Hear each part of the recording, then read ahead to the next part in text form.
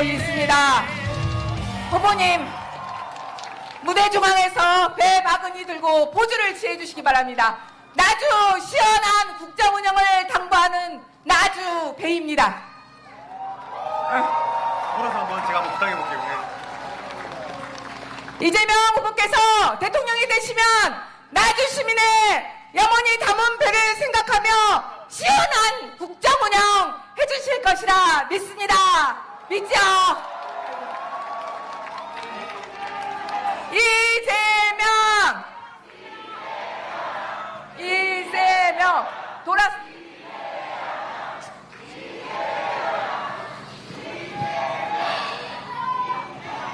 네, 나주 시민 여러분, 아침 일찍부터 이렇게 많은 분들이 함께 나오셔서 이렇게 환영해 주시니 몸둘 바를 모르겠습니다.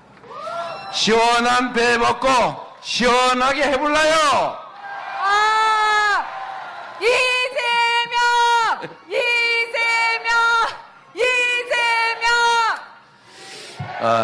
작년에 나주 배 농사는 잘 됐습니까? 아니요. 네, 이게 원래 배 농사가 잘 되면 배값이 떨어져서 걱정이고, 배 농사가 안 되면은 수입해서 걱정이고, 정말 걱정이죠? 제가 이 배 보니까 갑자기 생각이 났는데, 대한민국의 농정이 농민들을 위해서 하는 게 아니라 어떻게 하면 농민들을 빨리 농업을 포기시켜가지고 저기 도시로 내보낼까, 이 생각을 하는 느낌이 들 때가 있어요.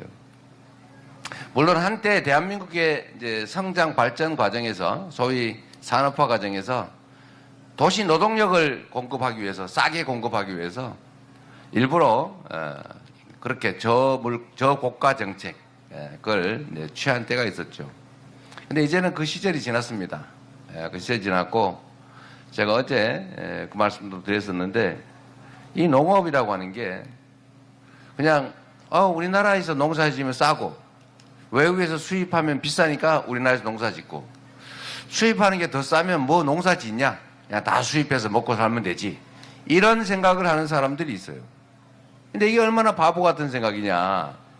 이 농업이라고 하는 게 가지는 이 공익적 성격, 안보적 성격, 전략적 성격을 전혀 이해하지 못하는 거예요. 서구 선진국 잘 사는 나라일수록 농업에 대한 보조금이 많습니다. 제가 저번 대선 때는 이 자료를 미리 한번 찾아봤었는데, 그때 기준으로 유럽에 잘 사는 나라들은 연간 가구당 2,400~500만 원 정도를 농업 보조금으로 지원을 해요. 근데 일본 같은 경우가 그때 당시 자료로 700 몇십만 원인가 이렇게 했고, 그 우리나라는 얼마냐 그랬더니 260만 원인가 70만 원인가 그랬습니다. 대개 이제 평균적으로 한 1,300~400만 원 정도가 지원이 됩니다. 근데 우리나라는 농업에 대한 지원이 매우 적은 거죠. 그래서 그렇게 생각할 수 있죠. 아니 뭐 수입하면 되지, 굳이 농업을 해야 되나?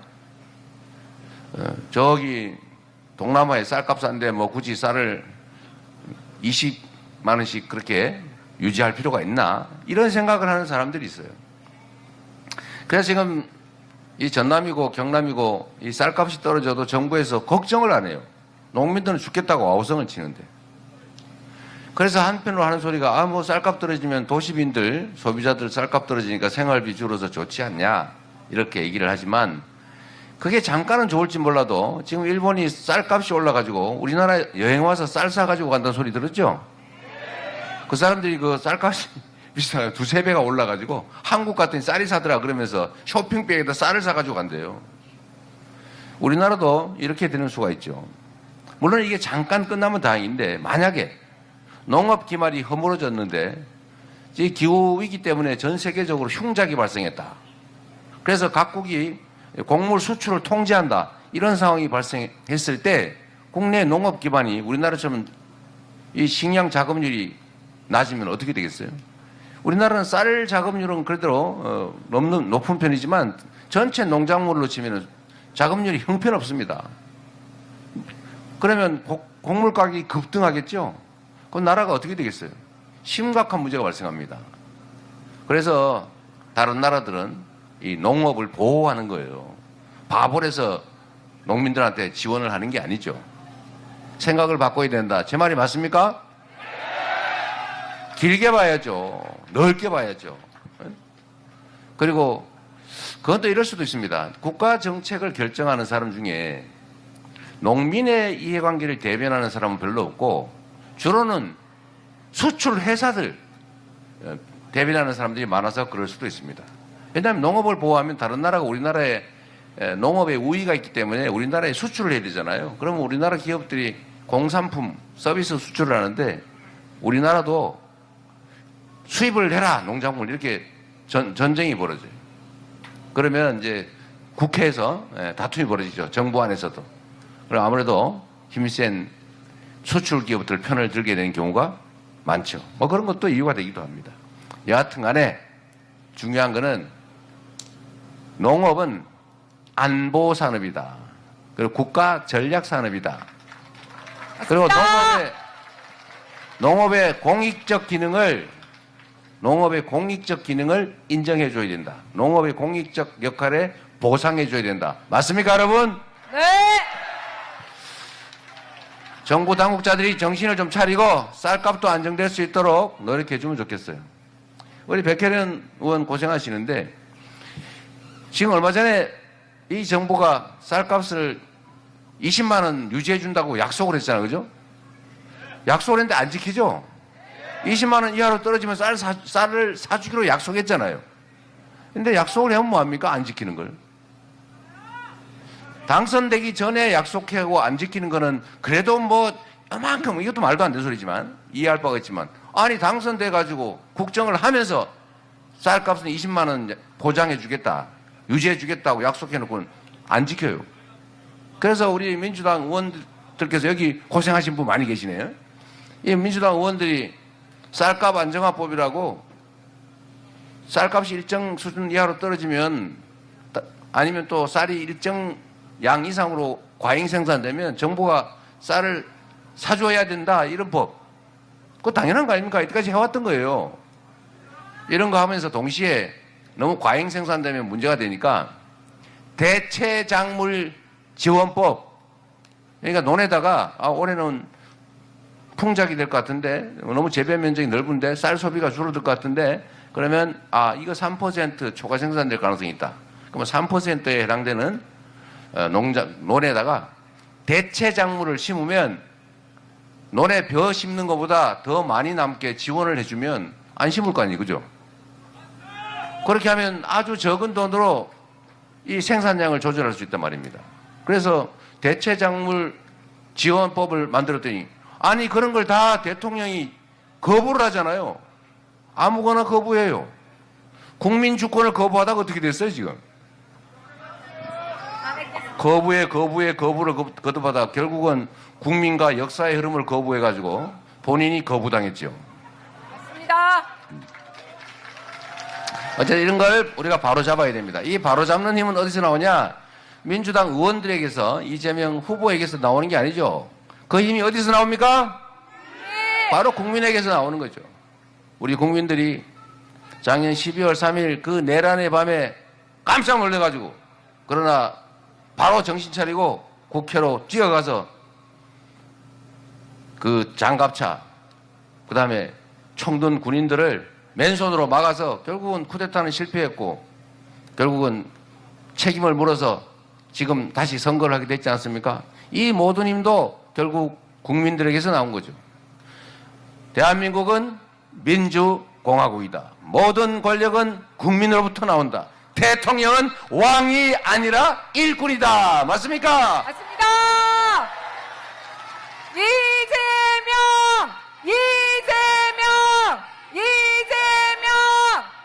제가 말씀드리고 싶은 것은, 나라 국정이라고 하는 게 정말 국민 중심으로 해야 된다.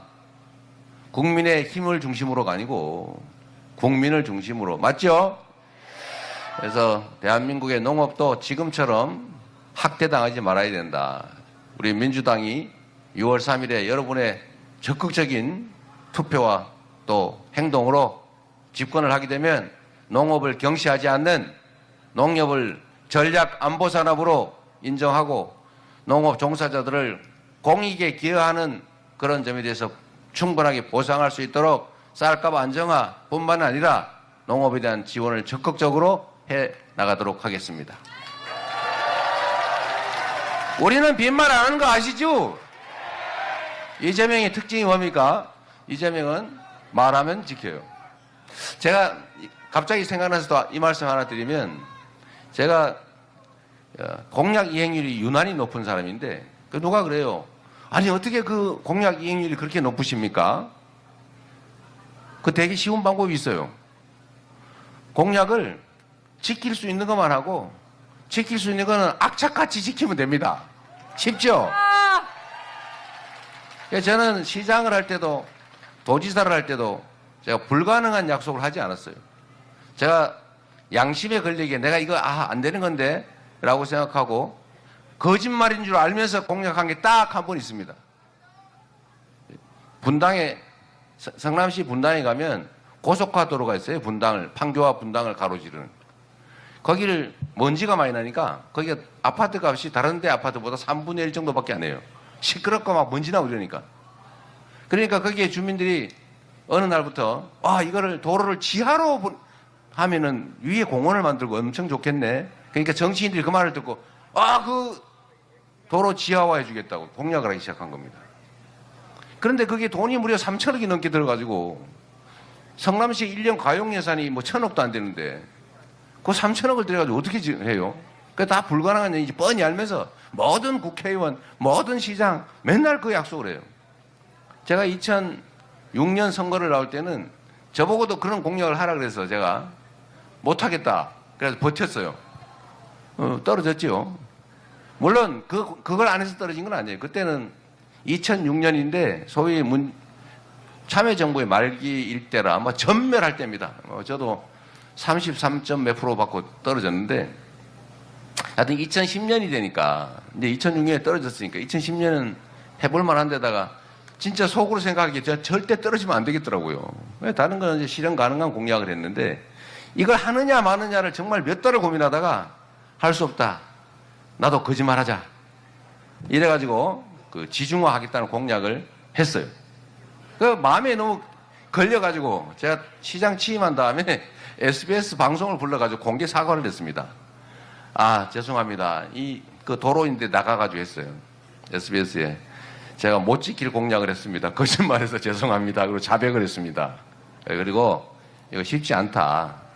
이렇게 얘기를 한 적이 있어요.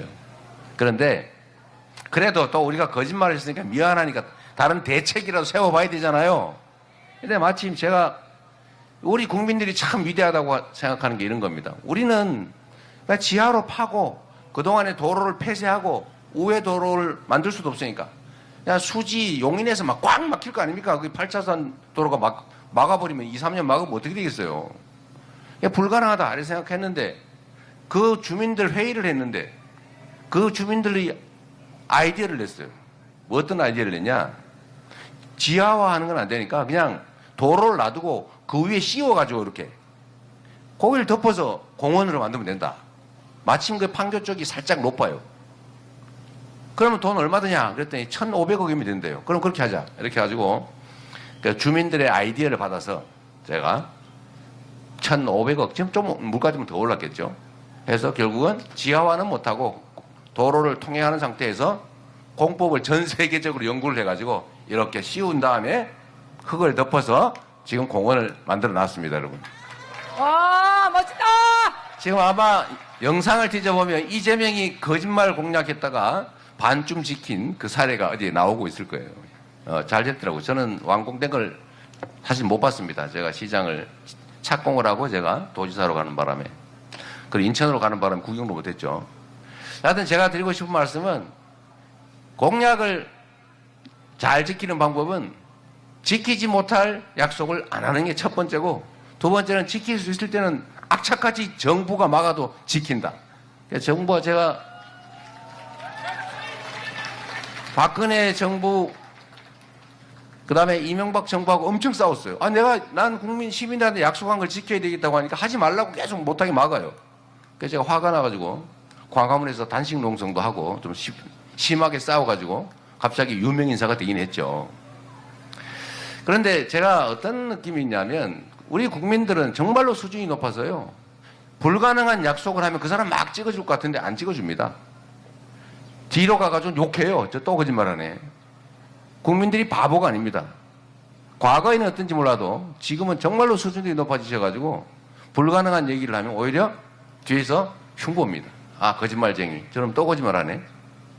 근데 지킬 수 있는 약속만 하고 지킬 수 있는 약속은 다 지키고 제가 공약 이행률이 95% 왔다 갔다 하는데 어쨌든 앞으로 이번에도 제가 대선 공약을 하는데 제가 정책본부에 얘기해 놓은 게 있어요. 그 실현 불가능한 수치를 제시하거나 이런 거 하지 마라. 우리 국민들이 불가능한 약속한다고 거기 속아서 찍어줄 분들도 아니고 우리까지 그런 거짓말 지킬 수 없는 약속해가지고 나중에 우리 국민들이 실망하면 어떡하냐. 그래서 제가 못하게 막았어요. 그래서 일부에서 저보고 왜 공약에 숫자가 없고 추상적이냐 이런 얘기예요. 숫자를 쓰면 못 지키면 어떡할 건데. 그래서 제가 10% 이러길래 아니 9.6% 하면 안 한 거 되는데 그러면 차라리 안전하게 8% 이상 이렇게 해라. 제가 여러분 다 이 말씀을 길게 드리는 이유는 제가 각 지역에 다니면서 지역에 관한 공약들도 많이 합니다. 그리고 저는 아마 대선에 잘 없는 일일 텐데 그 시군 공약도 지금 아마 어제 오늘쯤 발표했을 것 같아요. 지역 공약 발표했나요? 네. 여러분 찾아보시면 우리 동네에 관한 원래 뭐 대선 때는 그런 얘기 잘 안 하죠. 동네 공약 얘기. 우리 동네 이야기, 동네 중요한 얘기들도 저희가 다 뽑아가지고 시군별로 전부 다 뭐 어떤 건 하겠다, 어떤 거는 협조하겠다, 지원하겠다 이거 다 정리해놨습니다. 잘했죠? 네, 저희가 그것도 역시 제가 철저히 감시를 해가지고 제가 100% 다 보지는 못했는데 지침으로는 할 수 있는 거 명확하게 제안해서 하도록 해놨습니다. 어쨌든 농업에 대한 지원 얘기도 제가 빈말이 아니다 라는 말씀을 드리려고 이 말씀을 길게 드린 것입니다. 물론 약간의 자랑도 섞여 있죠. 네. 그리고 여러분 이 농업 문제뿐만 아니라 이 지방 균형 발전 문제 심각하죠. 우리 신정훈 위원장이 각별히 관심 가지시는 그 부분인데 지금 대한민국이 수도권 집중이 너무 심합니다. 제가 수도권의 성남시장, 경기도지사를 할 때도 제가 수도권에 대한 규제 일방적 완화 안 된다고 제가 반대한 사람이에요. 왜 그러냐? 이제 수도권도 미어 터져가지고 비효율이 발생합니다. 과거에는 수도권으로 몰리면 효율성이 있었어요. 근데 지금은 아파트 한 평에 무려 3억 원 합니다. 한 평에. 이런 데서 어떻게 국제 경쟁을 합니까? 예? 비효율이 너무 높아요. 젊은이들이 지금 서울로 취직한다고 다 가지만 가서 취직이 안 돼요. 너무 과밀해요. 그런데 여기 이 남도 저쪽 동쪽 다 기회의 땅 아닙니까? 땅값도 싸고. 그중에 여러분 하나의 특히 나주가 관계된 건데 하나의 결정적인 기회가 있습니다. 그 기회가 뭐냐? 세상이 변하고 있다는 거죠. 기후위기 때문에 전 세계가 재생에너지 사회로 대대적으로 바뀌어가고 있어요. 앞으로는 재생에너지로 만들지 않은 제품, 화석연료로 만든 제품은 사지 않는다. 이걸 뭐라 그래요? R200. 너무 잘하시네요. 누구는 잘 모르던데 R200 하랬더니 R1,200이 아니라 I will be back 하고 있더라고요. 어쨌든 앞으로는 재생에너지 중심 사회로 신속하게 전환이 됩니다. 지금 3년을 지연하는 바람에 이 재생에너지가 부족해서 반도체 공장 같은 공장들을 해외로 옮길 생각을 하고 있어요. 지금 심각합니다. 그리고 수도권에 전기가 부족해서 공장을 못 짓고 있어요. 그런데 앞으로 그러면 단기간 내에 해결이 되냐? 쉽지가 않습니다. 그럼 앞으로 어떻게 됩니까? 이제 전기가 싸게 생산되는, 특히 재생에너지가 싸게 생산되는 지역으로 기업들을 옮기지 않으면 경쟁을 하기가 어려워집니다. 그리고 앞으로는 피할 수 없는 길인데, 내가 이 얘기했더니 또 전기요금 올린다 그런다더라고. 누가 악선전을 하던데, 일단은 여기 나주에서 마늘 생산하면 나주의 마늘 한 접 가격하고 저기 서울의 남대문 시장의 마늘 한 접 가격이 같아요, 달라요? 다르죠, 당연히. 수송 비용이 있으니까요. 기회 비용. 그런데 나주에서 전기를 생산하고 아니면 영광에서 전기를 생산하고 아산에서 석탄 발전소로 전기를 생산해서 그걸 쫙 송전을 내가지고 서울 수도권에서 쓰는데 전기 요금이 똑같네. 이거 이상하지 않습니까? 송전탑 설치하고 송전 비용이 얼마나 많이 듭니까? 그런데 우리나라는 가격이 똑같아요. 이제 이게 이런 식으로는 갈 수가 없어요. 이제 합리적인 사회로 가야 되기 때문에 송전 비용을 전기요금에 반영하지 않을 수가 없는 시대가 지금 왔어요. 다만 지금 당장 전기요금을 조정하면 이 불황에 경제 나쁜데 더 어려워지기 때문에 당장 전기요금을 어떻게 하기 어렵죠. 그러나 올해 일반적인 예측으로 앞으로 5년, 10년, 20년 후를 봐야 되잖아요. 앞으로는 생산지 전기와 소비지 전기가 원격일 경우에, 거리가 멀 경우에는 가격이 다를 수밖에 없고 당연히 생산지에는 싸게 전기를 공급할 수밖에 없다. 이건 상식이죠. 그러면 앞으로는 모든 기업들이 재생에너지로 생산을 해야 됩니다. 특히 수출 대기업들은 아리백, 또 탄소 국경세, 너네 이거 화석연료로 만든 제품이지? 이러면 유럽에다 수출하려고 그러면 거기다가 부가금을 얹어서 만든다. 지금 올해, 내년부터 시행한다 그러죠, 벌써? 그러면 국부가 유출되잖아요. 그러니까 우리는 피할 수 없어요. 재생에너지를 국내에서 생산하든지 아니면 해외에서 수소를 사오든지 해야 됩니다.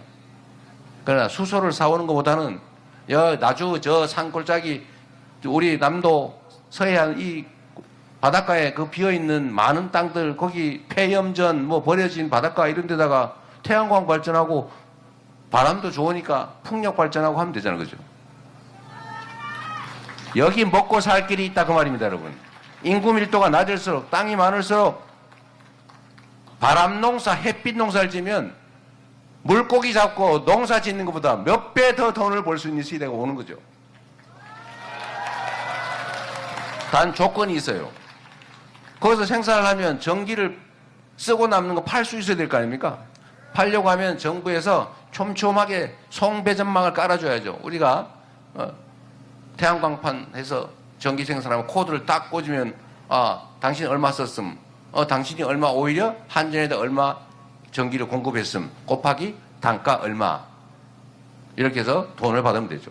이 송배전망을 촘촘하게 까는 걸 우리가 에너지 고속도로라고 이름을 붙였습니다. 이걸 정부가 책임을 져줘야죠. 정부에 돈이 없으면 민간 자본을 끌어들여서 같이 투자해서 만들면 되잖아요. 어차피 그 사용료는 나중에 안정적으로 받을 건데. 그래서 이 서남해안이 태양과 바람의 보고 아닙니까? 얼마나 많아요. 지금도 막 에너지가 막 지나가네. 네? 이 태백별. 그래서 서남해안이 재생에너지의 보고이기 때문에 에너지 생산으로 일단 소득 활동이 가능하다. 두 번째로 우리 신정훈 의원이 자꾸 말씀하시는데 이게 논밭을 그냥 논농사, 관농사 지으면서 그 위에다 태양광 발전을 해도요. 이게 논밭 농사의 85% 이상 그냥 유지가 되면서 그 논농사, 밭농사의 몇 배 되는 태양광 발전 소득이 생깁니다, 여러분. 이런 걸 정부가 해줘야 되는 거 아닌가요? 그리고 더 중요한 거, 이거는 이제 태양광 발전 사업하는 당사자만 돈을 벌 테니 그 마을들만 돈을 버니까 이제 일자리를 만들어야 될 거 아닙니까? 말씀드린 것처럼 수도권은 일단 전기 자체가 부족해요. 두 번째로 재생에너지는 더더욱 없어요. 앞으로 재생에너지는 서남해안, 저 동해안 이런 부유식 풍력발전 이런 데밖에 안 돼요.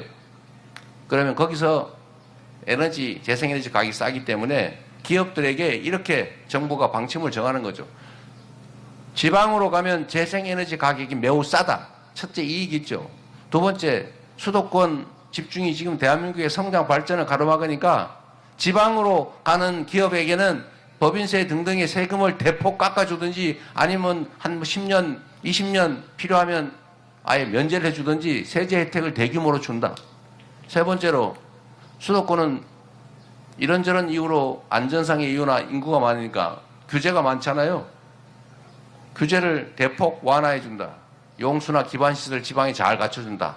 필요하면 토지에 대한 개발권도 줄 테니 저기 나주 근처, 광주 근처 거기 가서 재생에너지를 기반으로 한 기업을 하세요.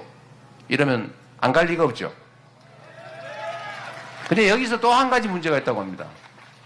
가는 건 좋은데 사람이 없대요. 젊은 유능한 인재가 없지 않냐. 다 지역에서 교육도 잘 안 되고 다 서울 수도권으로 가더라. 그래서 또 하나의 방법을 추가해야죠. 지방의 거점 대학들에 대해서 지원을 대대적으로 늘려야 됩니다. 저는 정말로 이해 안 되는 게 이런 점들인데, 우리 사회가 모여서 살고 세금은 능력에 따라 똑같이 내잖아요. 그러면 억강부약해야 되는 거 아닙니까, 사회가? 그러면 많이 가지고 많이 배우고 힘센데 더 많이 지원하고, 힘없고 많이 못 가지고 못 배운 데는 조금만 지원해주고 이러면 되겠어요?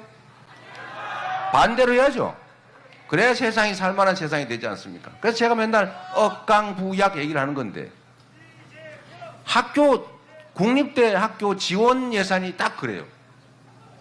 똑같은 국립대인데 왜 국민 세금으로 서울대는 1인당 학생 1인당 5천만 원인가 6천만 원쯤 되게 지원하고, 여기 제일 가까운 전남대는 2천만 원, 한 2,100만 원 되나요?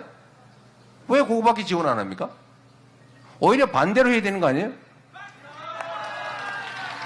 그런데 우리가 서울대 10개 만들기 이렇게 얘기를 하니까, 아이고 뭐 다 서울대 만들어 주겠다는 거냐? 또 그럴 수는 없죠.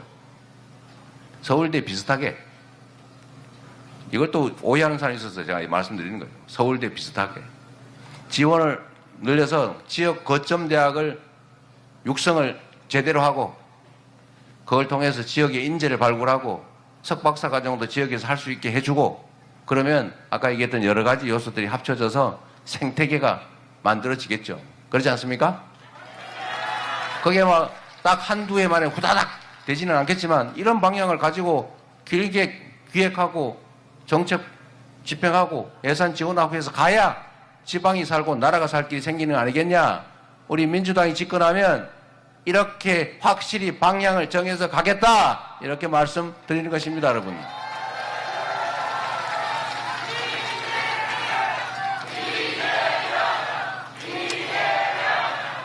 제가 아까 말씀드린 것대로 지금 전기요금, 서울 전기요금 올린다는 얘기 한 거 아니니까 그렇게 이상하게 소문내지 말기 바랍니다. 이거 꼭 얘기를 하면 반대로 꽈가지고 그러는 사람이 있더라고요. 지금은 경제 상황이 너무 나빠요.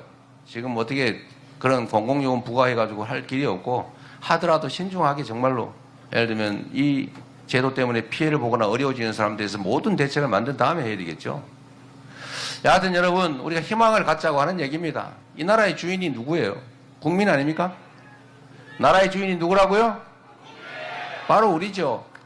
나라의 모든 자원, 역량은 국민들을 위해서 사용돼야지, 특정 기득권자들의 무슨 영예, 사복 채우기, 아니면 특정 정치 집단의 정적 제거하기, 정치 반대 세력 집단적으로 멸절시키기, 이런 데 쓰면 안 되지 않습니까? 그리고 우리가 그럴 시간이 어디 있어요? 이 바쁜 시간에. 여러분, 우리가 인생을 1000년 만년 삽니까?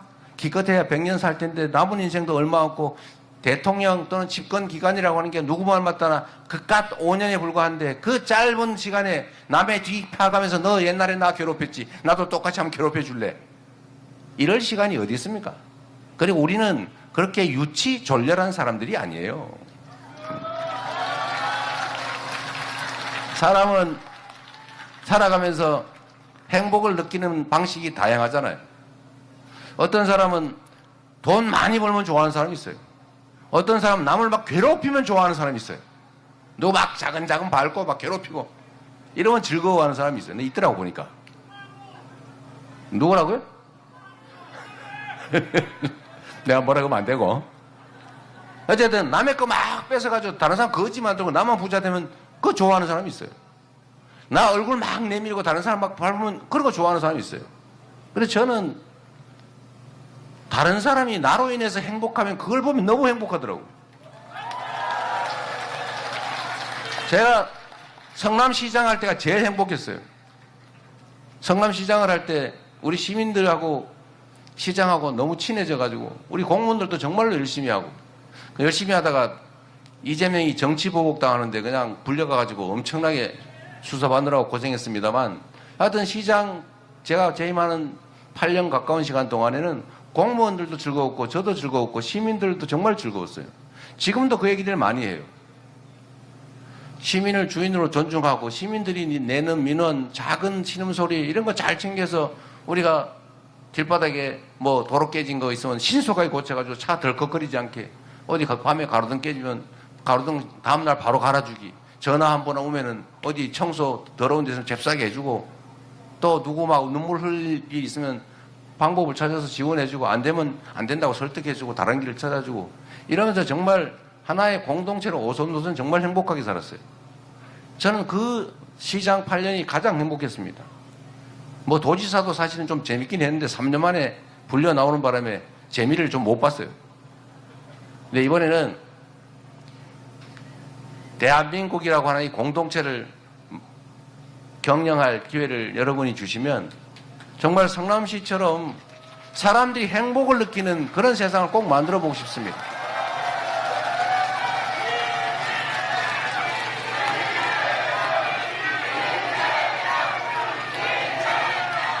그리고 여러분, 정치인들은 국민들의 대리인인데 정치인들끼리 지들끼리 막 싸우더라도 그 주인인 우리는 서로 싸우지 맙시다. 그들 중에는 그들이 정말로 국민들의 이익을 위해서 치열하게 싸우면 지지해 줘야죠. 그런데 자세히 들여다보세요. 말은 그런데 뒤를 들여다보면 전부 다 사적 이익 때문에 그러는 겁니다. 곤란해야죠. 우리가 관중인데 우리 누구 대신 시켜가지고 시합을 시켜놨는데 그 선수들 중에 하나가 반칙 자꾸 하고 그러면 반칙을 못하게 해야지. 야, 둘 다 싸우지 마. 이러면 누가 피해를 봐요? 선량한 사람이 피해를 본다고. 선량한 사람이 피해를 보면 누가 결국 피해 보냐? 결국 그 주인이 피해를 보는 거 아닙니까? 그래서 정치에 여러분들은 너무 잘하고 계시죠. 정치에 관심 가지고 있고 공리적으로 판단하고 세상 잘 다니는 게 곧 내가 잘 되는 길이다 이런 생각하시는 분이잖아요. 그게 우리 호남인들의 위대함 아닙니까? 제가 얼마 전에 어떤 분이 저도 호남 사람입니다. 우리 서로 사랑해요. 막 그러길래 제가 그걸 딱 듣는 순간 아우 소름이 딱 돋았어요. 저걸 듣는 우리 깨어있는 호남인들이 얼마나 수치스럽게 생각할까, 얼마나 자존심 상해할까, 제가 그 생각이 딱 들더라고요. 맞죠? 우리는 그런 사람이 아니에요. 에? 가장 공리적인 것이 가장 합리적이고 바람직하다고 생각하는 사람들이죠. 저 이재명을 여러분이 지지하는데 전라도 출신인 줄 속아가지고 지지하십니까? 아니잖아요. 우리 정규재 주필이 얘기하신 것처럼 우리 호남 분들은 당이 민주당이 공천을 해도 마음에 안 들면 싹 날려버리기도 해. 그러죠? 저번에도 한 국회의원 전원을 날려버리는 일도 있어. 그죠? 그 이번에는 담양군수 보궐선거 하는데 혹시 민주당이 너무 자만해서 실수하지 않을까 경계하기 위해서 일부러 떨어뜨렸죠? 제가 질 줄 알았어요. 어쩐지 불안하더라고요. 이게 자식을 사랑하는 부모의 심정 같은 거죠. 자식 잘 되기를. 이게 실수하면 안 되는데, 겁먹들면 안 되는데, 땡땡이 치고 혹시 남한테 비난받거나 이러면 안 되는데, 우리 자식 바르게 잘 자라서 큰 사람 돼야지. 근데 이게 가끔씩 엇나가네. 개파 싸움이나 하고 부정부패나 저지르고 당이 망가질 것 같으네. 이거 한번 혼내야 되겠다. 이래가지고 매를 좀 때리다가 영 안 돼서 한번 내쫓아 보셨죠? 아예 집 밖으로. 근데 나가가지고 한번 정신 바짝 차린 것 같아가지고 다시 불러가지고 눈물 닦아주고 아이고 자식 고생했지 이러면서 밥 먹이고 옷 갈아입히고 먹이 시켜가지고 토닥토닥 잘 키우고 있죠 지금. 그런데 이게 또 살짝 이게 좀 방심하는 것 같으니까 별거 아닌 거 군수 보궐선거 하나쯤은 경계종으로 한번 그래서 정신 차리라고 떨어뜨릴 것 같다는 얘기 듣고 제가 담양 군수 보궐선거에 당대표가 와서 하면 원래 안 되는데 떨어질 것 같아가지고 제가 와가지고 막 빌었는데 결국은 떨어뜨리시더만요. 잘하셨어요. 이게 저는 우리 호남의 위대함이라고 생각해요. 호남은 당이 주인이 아니라 호남 국민이 주인이죠. 당이 지지하지만 잘 못하면 언제든지 징치해서 바르게 데려간다. 그래서 여기는 당이 주인이 아니라 주민이 국민이 주인이다. 그렇습니다, 여러분. 그래서 우리는 호남에 대해서 민주당은 언제나 그런 두려움을 가지고 있어요. 제가 그런 얘기 자주 하죠. 그래서 제가 텃밭이라는 표현 하지 마라. 기분 나쁘다 그거. 죽비라고 해라. 앞으로는 우리 민주당 주요 당직자 국회의원 여러분은 그런 말 쓰지 않을 겁니다. 무슨 텃밭이에요, 텃밭은. 아무데나 막 갈아먹는 가만히 있는 텃밭입니까? 아니죠. 살아있는 죽비죠. 예. 앞으로 잘 모시도록 하겠습니다.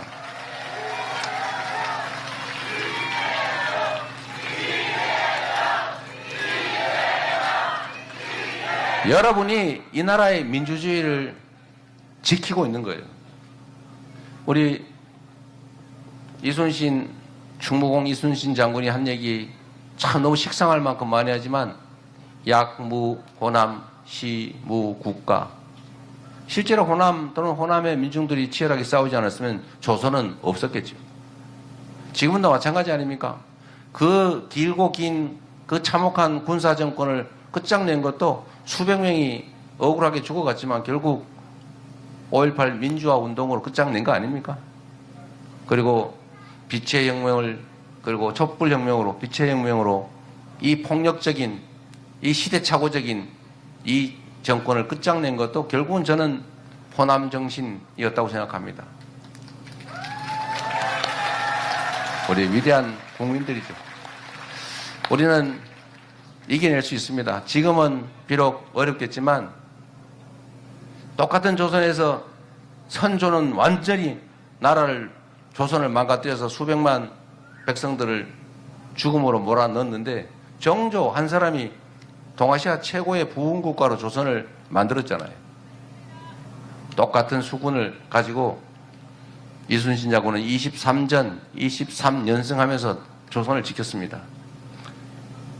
리더 한 명, 책임자 한 명이 어떤 변화를 만들어낼 수 있는지를 상징적으로 보여주죠.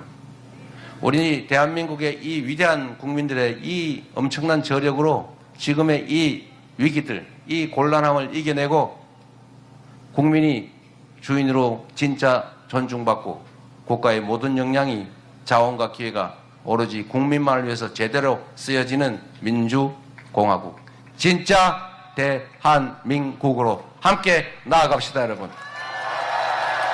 그래서 지금은 이재명입니다. 감사합니다.